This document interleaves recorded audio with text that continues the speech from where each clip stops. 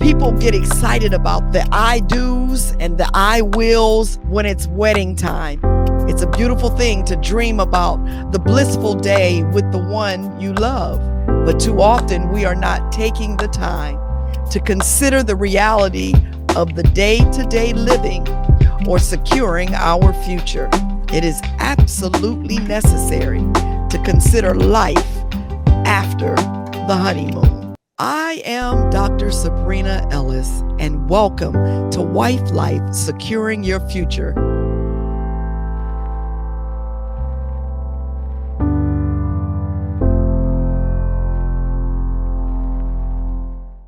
Hello, I am Dr. Sabrina Ellis, and welcome to Wife Life, Securing Your Future, part of the dfree podcast network.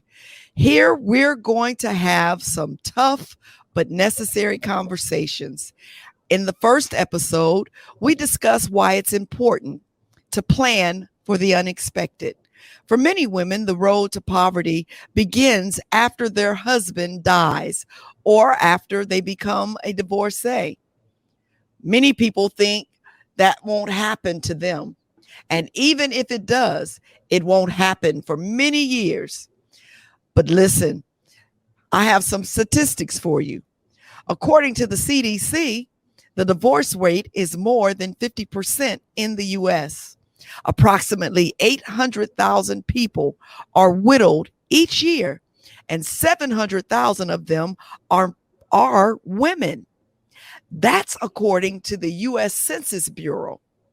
And worldwide, there are roughly 115 million widows living in poverty.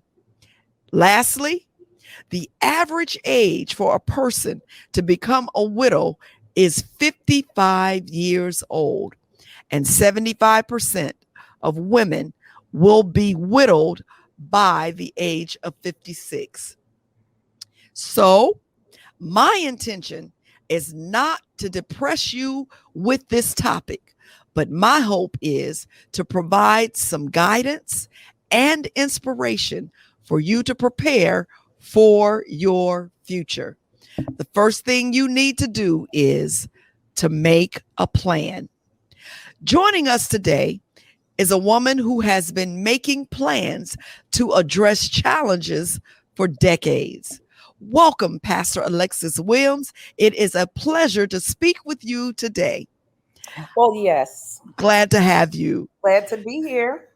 My first question to you is, how did you first learn that you needed to prepare for financial challenges?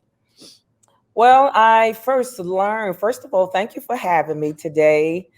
This is an awesome topic where many women need to know the important secrets to be prepared. And when I was very young, I became a caregiver. Started taking care of my dad, who was a pastor, and then my sisters and my mother. And I learned then the importance of preparing, because who knows when that loved one is going to leave. Unfortunately, in my mother's case, it was a little different. And that's how I learned to be prepared if my husband left me. And that's because my dad, who was a pastor, the old timers back then, Pastor Ellis, they believed in leaving their estate under the name of the church. And unfortunately, when everything is left under the name of that particular church, whoever the next pastor is, they basically are at liberty to do whatever they want to do. And it was such an unfortunate situation. I had a good father, good provider, left some things for my mom, but when it came to the house, when it came to a life insurance policy, everything was under the name of the church. Therefore, the church controlled. They controlled. My mother didn't even have a copy of the policy. But unfortunately, things worked in a different way regarding the house. But I've learned then, and I used to ask my mother so many questions about the policy. She said, I didn't see it, but I know he left it. Come to find out, the church was the beneficiary, unfortunately. And were they fair? Well, they kept the balance of it for whenever the Lord transitioned her. But however, when it came to the house, it was not in her name. It was in the church's name. So you're talking about insurance policy and other things. It's so important. So I've learned at a young age when I saw what my mother went through to be well prepared. So being married, I started preparing myself, never knowing when that day was going to get here. I says, you know what, let me do what I have to do. So I learned at a young age through my mom, her experience. And unfortunately, when she transitioned, I won't go into the full story, but my mother transitioned 2018. And because I was there taking care of her, I was asked to leave the house. But when it came to that insurance policy with my husband, I've learned to reserve some things. Learned to reserve funds and have an insurance policy on her, on my husband rather, because of the mistake my dad made. I see. So what do the steps look like that you took to prepare yourself financially, either before you met your husband, during the time you were married to your husband? What steps did you take to secure your future? Well, as a young lady, it was, a situation where it was 5 girls, 2 boys. So we were always taught, my dad did tell us, coming up in life, stay within your means. You know how we want to keep up with the Joneses, but we were taught to stay within our means, save your money, put it in a savings account. And that's before I met my husband. As a young lady, I started saving money, not spending. But I stayed within my means and I began to put money away in a savings account where, back in the day, they had what you call those passport books where you were able to put the money on, and it wasn't convenient to take it off. You had to go in the bank to get it. So that is that account. Believe it or not, at the age of 63, guess what? I still have that account.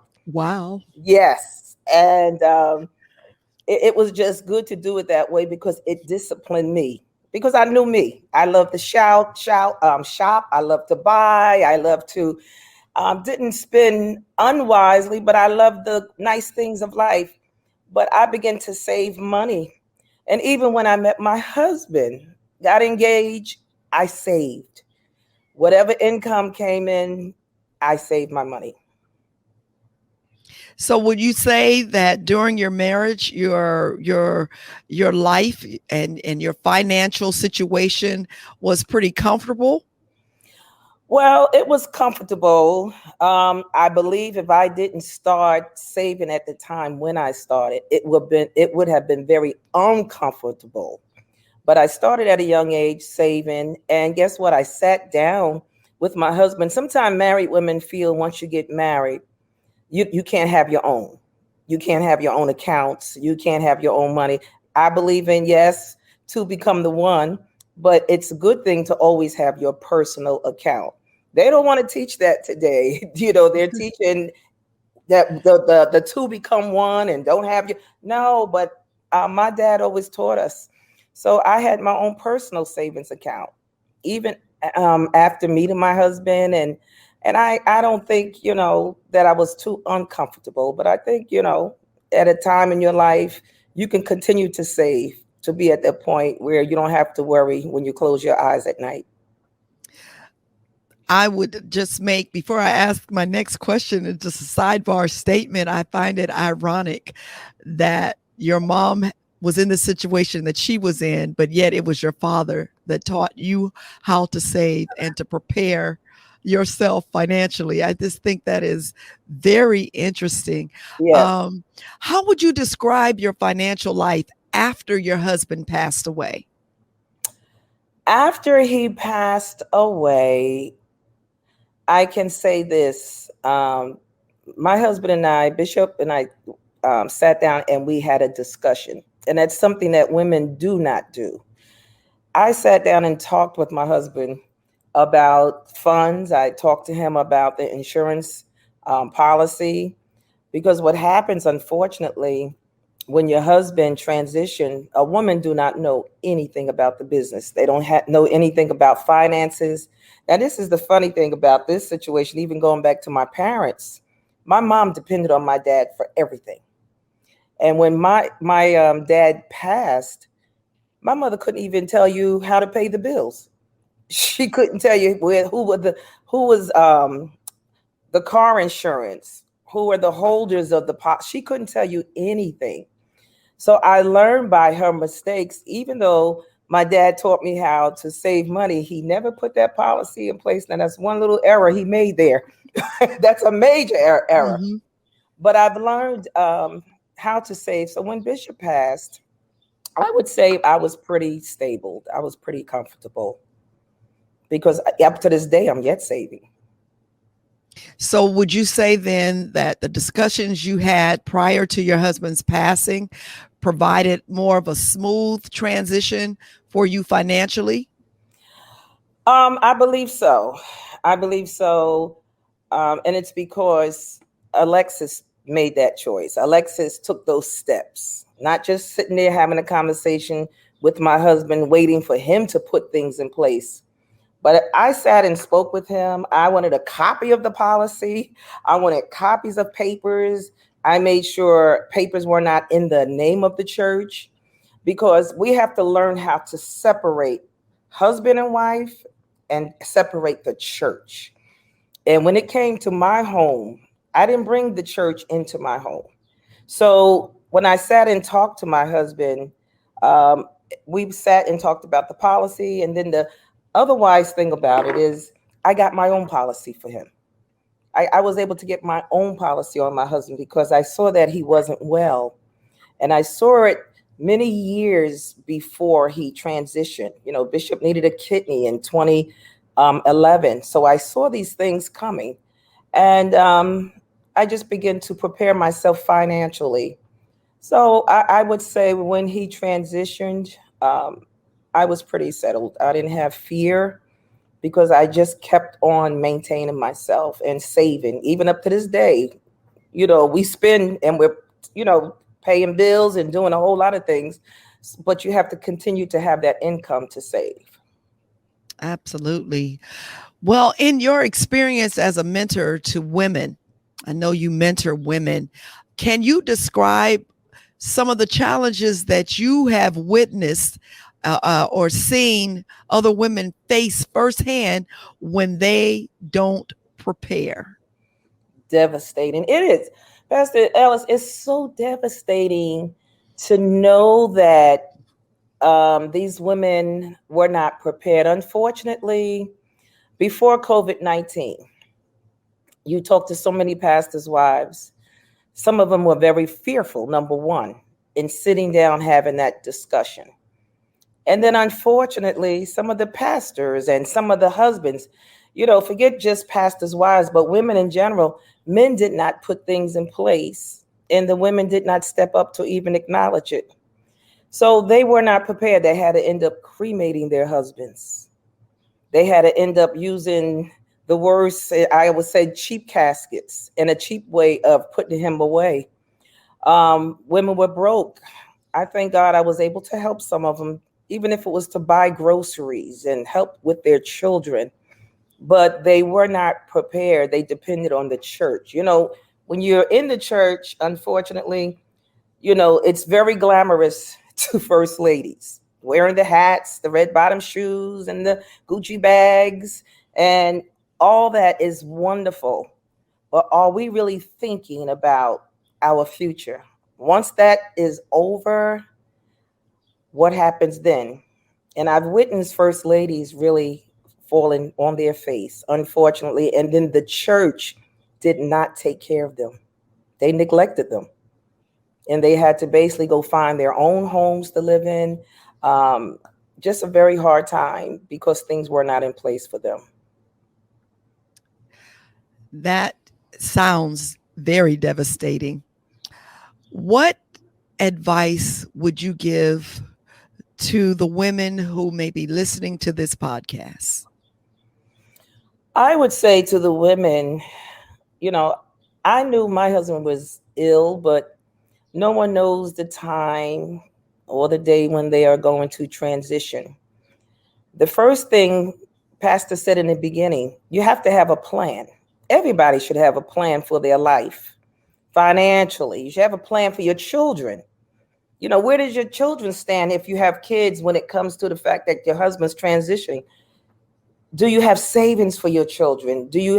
Are they on the policy? These are very important facts that we must take into consideration. So I want to tell the women, sit down and make a plan and then have that conversation with your husband. Don't be afraid. Speak up, because God forbid, if something happens to him, you're left here. You're left here by yourself to live. Unfortunately, talking to some widows who have gone through this unfortunate transition, some of them wanted to take their own lives. Some of them just they felt they didn't have a purpose. They felt that, I heard of some of them actually said to me, well, Pastor, what am I here for?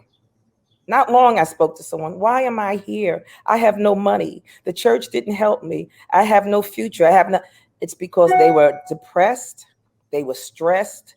All of these items and these issues stressed them out, and they went into anxiety because they were not prepared. Women, you have to prepare yourself. You have to get a life insurance policy. You have to save money. You have to sit down and plan your life and have your own personal account. Now, I can't put emphasis on that enough, that it's okay. Pastor Ellis, my dad used to say, don't let your left know what your right is doing. Do what you got to do. But women, you have to save money and then look out for your family. When your husband's gone, you have children that you have to feed. Do not rely on other sources or the church to take care of you. The church is not going to, do what they need to do. I've learned this. Once a person is 6 feet under, plans change. That person that is in charge, that executive, whoever's in charge, they're going to do what they want to do. And you can't sit back and just wait and twirl your fingers. Some pastors' wives, some of them been through that 2 times and didn't learn. And I've heard that from someone. So I was very happy and very satisfied when I was able to help someone just 2 weeks ago, because they've been down that road twice.